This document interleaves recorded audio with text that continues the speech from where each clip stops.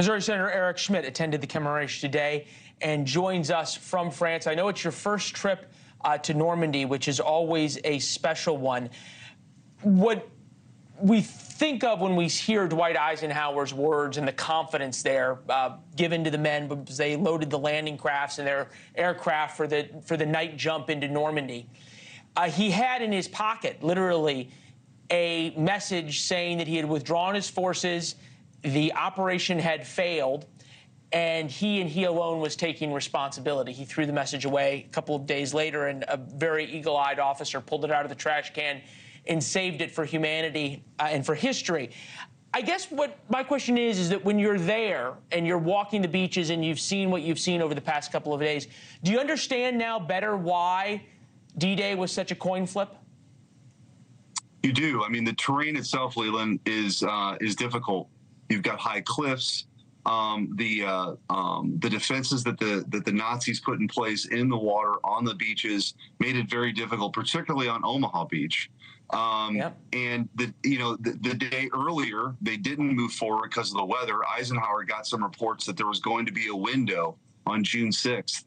And as you said, nothing was certain about this. I think we look back now and we know that, World War II, we were victorious.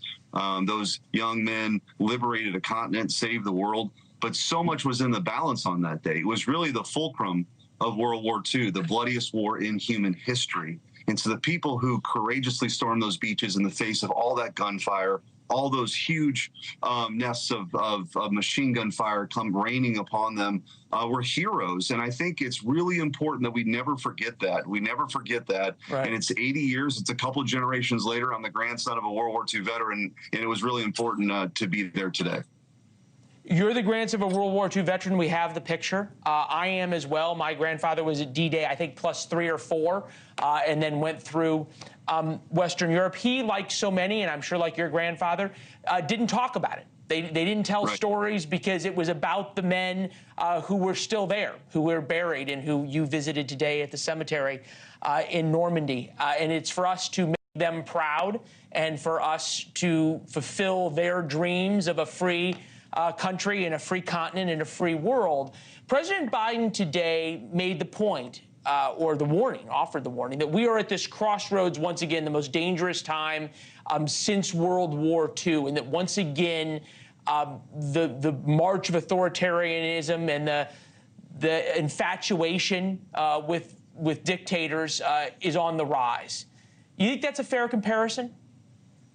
Well, I think, look, America has always stood out as an exception to that. I mean, since the beginning of time, there have been people who want to aggregate and exercise power in authoritarian ways. And I think it's important to remember what Reagan said, right, which is that freedom is only, one generation away from extinction. Yep. So every generation has a call. But I think that greatest generation, who we were celebrating today, deserves that kind of recognition. Leland, there were some of those veterans who were up there on the stage today are over 100 years old, and I got to be honest, teared up when they were receiving this honor from the French president and from all of America represented there today, thanking them for that courage. And I couldn't help but think that as 80 years ago that day, they just wanted to get through that day, right? Like my grandfather, your grandfather, ultimately in World War II, they just wanted to get home and live their lives and build a family.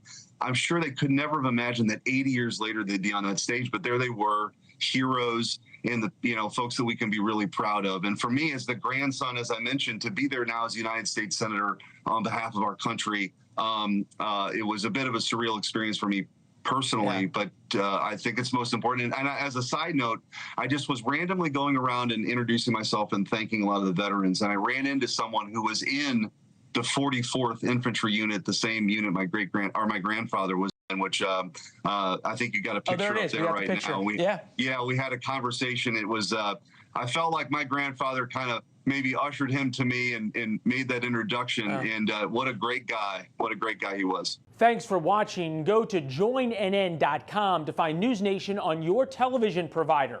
And don't forget to click the red subscribe button below to get more of NewsNation's fact-driven, unbiased coverage.